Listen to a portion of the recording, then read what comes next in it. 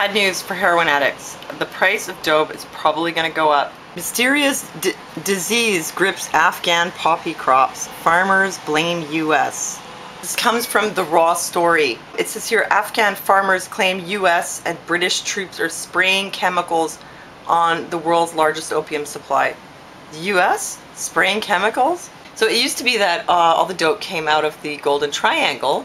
The Golden Triangle is an area that overlaps the mountains of 4 countries of Southeast Asia: Myanmar, otherwise known as Burma, Vietnam, Laos, and Thailand, according to Wikipedia. I think we can trust them on this one. It says here, most of the world's heroin came from the Golden Triangle until the early 21st century, when Afghanistan became the world's largest producer. That's right around when the US moved into Afghanistan. Coincidence? Now, when I hear things like this, I can't help wonder, what is the agenda behind it? Turn Afghanistan into the world's #1 producer of heroin, and then spray their crops with chemtrails so that they have 25% less crop yield.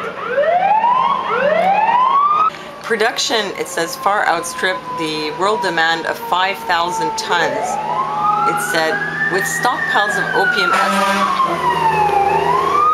Production far outstripped annual world demands of 5,000 tons. It said, with stockpiles of opium estimated at 10,000 tons, as cartels hoarded in an effort to push up prices that had fallen by 30% in a year. So they hoarded it to create an artificial shortage to drive the price up. So maybe this is just a scam to drive up the price of heroin. So what would be the benefit of raising the price of heroin? Well, obviously, it would benefit those who are selling it, but why would the US military want to raise the price of heroin? I'm telling you, there's some kind of conspiracy thing to this. Yeah, the more I think about it, the more it makes sense that the same people spraying the crops would be the ones selling the heroin. Because by creating an artificial shortage, they'll raise the price and they'll make more money.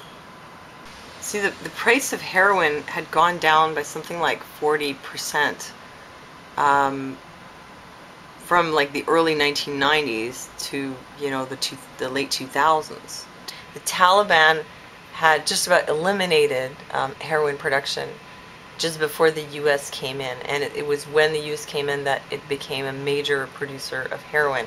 Oh yeah, and we've all heard about the American soldiers guarding the poppy fields, and I remember hearing one of them being interviewed or something, and he was saying, you know, yeah, it bothers us, we don't like it, but it's part of their culture, we have to respect it. That's bullshit. When the Americans went into Afghanistan in the beginning, when the Taliban had just about eradicated production, what they did was they promised the farmers that they would pay them to not grow opium poppies. So the farmers obliged. And then when they didn't get paid, they started growing it with a vengeance because they need to make money. I mean, it's a war-torn country, they're very poor, so they'll grow whatever they need to survive, and this is a cash crop. So they increase the production. They get like a monopoly on the heroin production industry, basically. It's all coming out of Afghanistan, which is occupied by the US, mainly. Spray it, destroy some of the crops, drive the price up. Okay, they didn't destroy all the crops. They could have sprayed it with something that would burn it all up. But they didn't do that. They just reduced the yield. Get it? You corner the market and then you destroy part of your own crops to drive up the price. It's really the same kind of strategy they use with any commodity.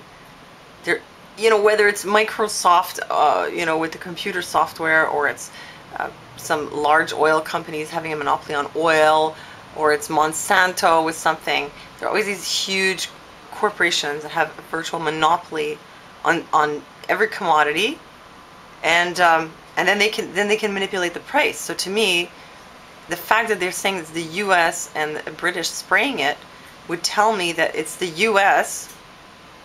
who want to have a monopoly on heroin production, and then make it as profitable for them as possible.